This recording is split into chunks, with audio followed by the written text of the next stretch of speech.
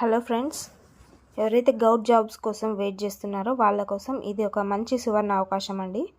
చూడండి, ఇప్పుడు నేను చూపించే ఈ వీడియోలో ఈ నోటిఫికేషన్ మీకు చాలా ఉపయోగపడుతుంది.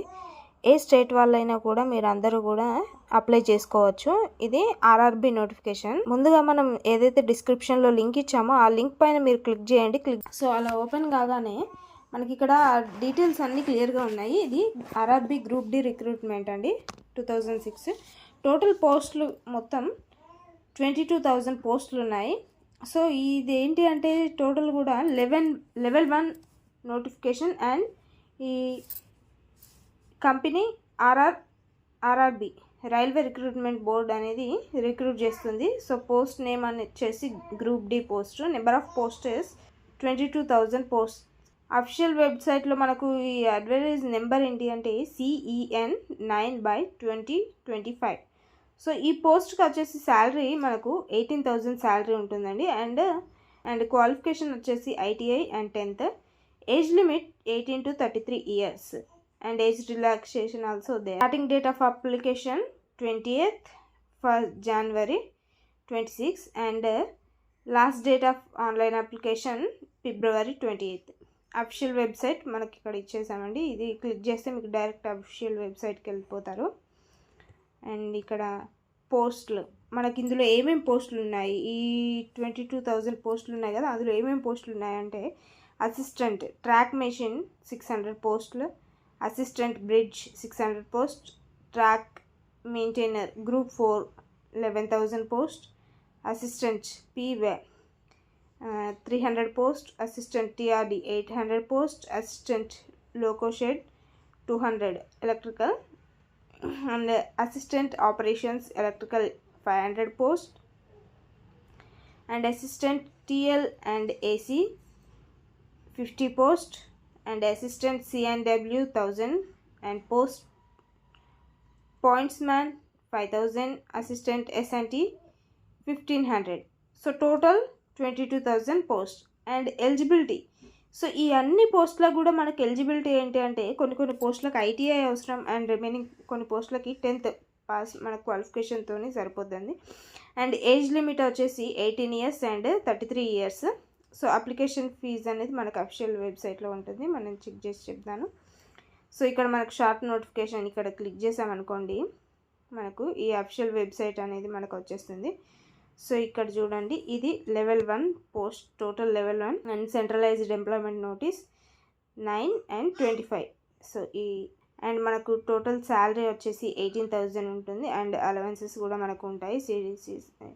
And age 18 to 33 years and 22,000 post approximately total vacancies. And next మనకి ఇక్కడ ఇది అఫీషియల్ వెబ్సైట్ మనకు. సో మనం ఇందాక అన్నాం కదండి, ఈ CEN 09/2025. So this one is the. So ఇక్కడ చూడండి, total 18,000 salary, initial salary, and age 18 to 33, total post 22,000.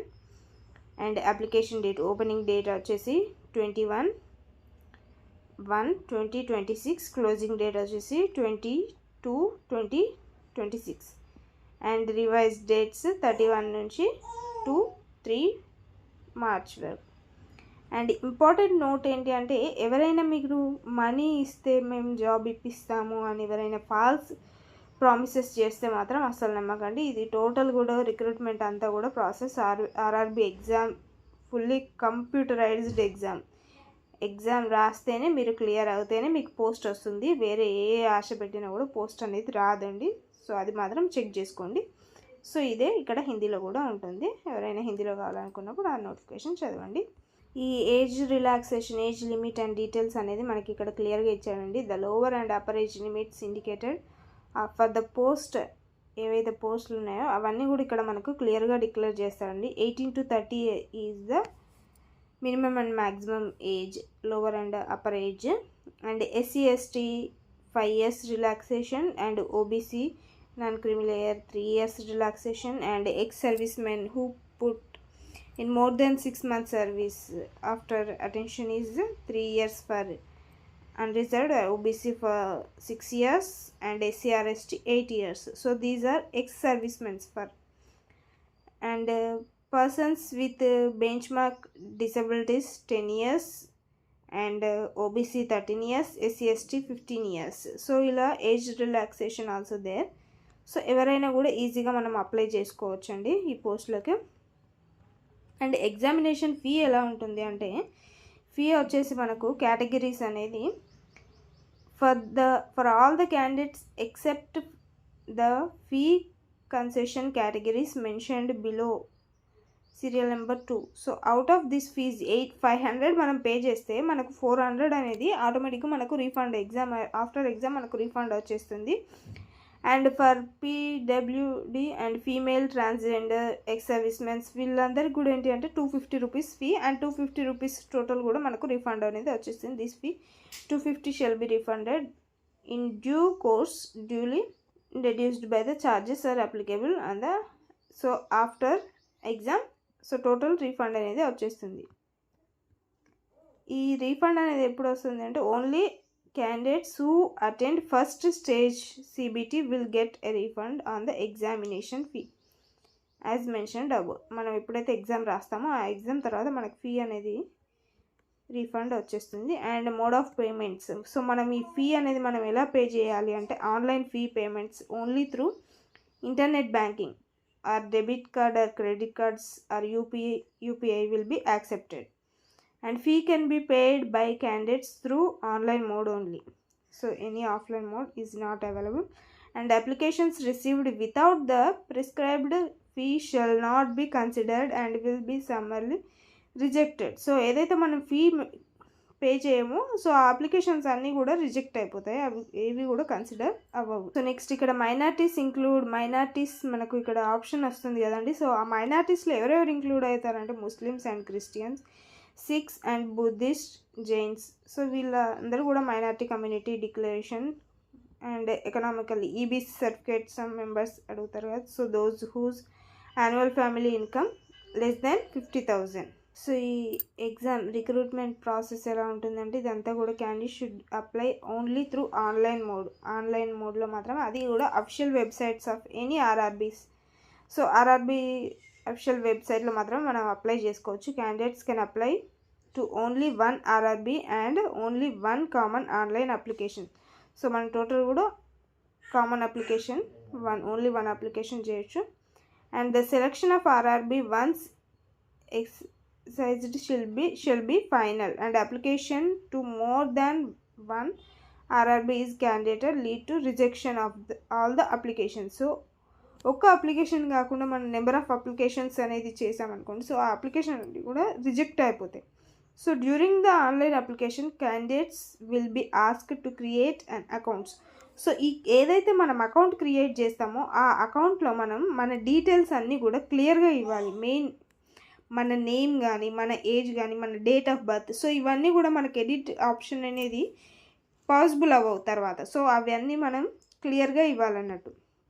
So if a candidate has already created an account for CEN notified in 24-25 they should use the same account. So మనం ఇంతకుముందు RRB exams ఏమైనా apply చేసి ఉంటే మనకు account already create అయ్యి ఉంటుంది. So మనం login అయ్యి యాజ్ ఇట్ ఈజ్ ఈ పోస్ట్ అనేది మనం అప్లై చేసుకోవచ్చు. సో న్యూగా ఇప్పుడు కొత్తగా ఎవరైతే అప్లై చేస్తున్నారో వాళ్ళు మాత్రం అకౌంట్ అనేది క్రియేట్ చేసుకోవాలి. సో మనకు సెలెక్షన్ వైజ్ మార్క్స్ ఎలా ఉంటాయంటే, ఇక్కడ టాపిక్స్ ఏంటి, professional ability 50 marks and 50 questions ఉంటాయి, number of questions. And general awareness 15 questions and 15 marks allowed. And general intelligence and reasoning 15 and 15. Mathematics 10 marks for 10 marks and general science 10 marks 10 questions.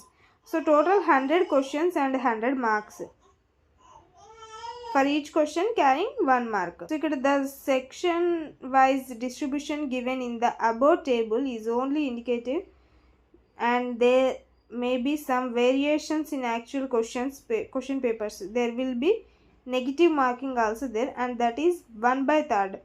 1/3 mark shall be deduced for each wrong answer. So మనం ఈ పోస్ట్లకు మనం ఎలా apply చేయాలంటే, candidates must Read all the information and instructions given the details CEN carefully before filling online application to prevent mistakes. So మనకి ఏదైతే CN ఇందాక CN9 అని చెప్పాను కదండి, 09.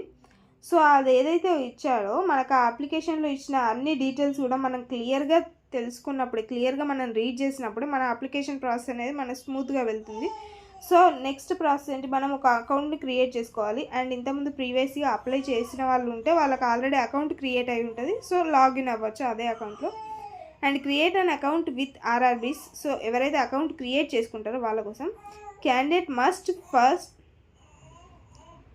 create an account for the CEN by using the link provided on the official RRB websites listed at a para 16 below. Candidates who have already created an account for previous RRB CENs should use the same. So same account credentials తోని use చేసి apply చేయొచ్చు. And ఎవరైతే న్యూగా apply చేస్తున్నారో వాళ్ళు మాత్రం ఇప్పుడు కొత్తగా క్రియేట్ చేసుకోవాలి account. And a valid person mobile number and active email ID are mandatory so for receiving OTPs and required during account creation. So account మనం ఏదైతే క్రియేషన్ చేస్తున్నామో ఆ టైంలో మనం ఏదైతే mobile number and email ID use చేస్తామో అవన్నీ కూడా వ్యాలిడ్ అంటే యూజ్ చేసేటివి ఉండాలి. మనం ఓటీపీ రిసీవ్ చేసుకున్నప్పుడు మనకి ఎలాంటి ప్రాబ్లం రాకుండా చూసుకోవాలి. No changes will be allowed to the details entered in the create an account form letter including the mobile number and email ID. So మనం ఫస్ట్ కేర్ఫుల్గా మనం డీటెయిల్స్ అనేవి ఇవ్వాలి. ఆ డీటెయిల్స్ మళ్ళీ మనం చేంజెస్ చేయరాదు. సో ఫస్ట్ ఇచ్చే డీటెయిల్స్ మన నేమ్ కానీ, మన మొబైల్ నెంబర్ కానీ, ఈమెయిల్ ఐడి కానీ, అండ్ మన ఏజ్ కానీ, మన ఫాదర్ నేమ్, ఈ ఏవైతే బేసిక్ డీటెయిల్స్ ఉంటాయో ఆ బేసిక్ డీటెయిల్స్ అన్నీ కూడా మనం క్లియర్గా ఇవ్వాలి, క్లియర్గా మెన్షన్ చేయాలి. Therefore, candidates are strongly advised to enter all the information carefully and accurately, as no corrections or modifications will be permitted after account creation. So ఒక్కసారి అకౌంట్ క్రియేషన్ అయింది అంటే మనం ఆ డీటెయిల్స్ని మనం ఎడిట్ చేయరాదు. సో ఈ డీటెయిల్స్ అన్నీ కూడా ఆటోమేటిక్గా మనకు పోస్ట్ అప్లై చేస్తున్నప్పుడు బేసిక్ డీటెయిల్స్లో యాజ్ ఇట్ ఈజ్ ఇవే డీటెయిల్స్ అనేవి ఎంటర్ అయిపోతాయి అన్నట్టు. సో మనం ఈ డీటెయిల్స్ మిస్టేక్స్ ఇవ్వద్దు ఏవి కూడా. Identity or authentication advisory. Candidates are strongly advised in their own interest to authenticate their identity using DigiLocker or Aadhaar during the creation of account process. So Aadhaar or DigiLocker ఏదైనా మీరు use చేయొచ్చు. And doing so will facilitate or smoother and faster verification at various stages of the recruitment process. Please note that applicants who choose to verify their identity through alternate photo IDs will be subjected to significantly stricter or more detailed. అంటే ఈ Aadhaar card కాకుండా మనం వేరే ఇంకేవైనా ID cards use చేసి మనం authentication చేయాలి అనుకుంటే అవి ఏది కూడా క్లియర్గా ఉండాలి. మనం ఏవైతే యూజ్ చేస్తున్నామో అవన్నీ కూడా క్లియర్గా ఉండాలి. Mandatory scan documents to be kept ready for uploading during the online application. So మనకు ఏవైతే ఆన్లైన్ అప్లికేషన్ చేసేటప్పుడు కొన్ని డాక్యుమెంట్స్ అనేవి మనకు మ్యాండేటరీ అవసరం ఉంటాయి. సో అందులో ఏంటి అంటే the following is needed to be uploaded. Candidate signature, మన సిగ్నేచర్ అనేది must and should we have to upload in the online application process. So that SC or ST certificate or OBC certificate in the PDF form per specification given in the CEN. These all certificates we need. And candidate signature. Signature ఎలా ఉండాలంటే the signature must be in the candidate's own running handwriting.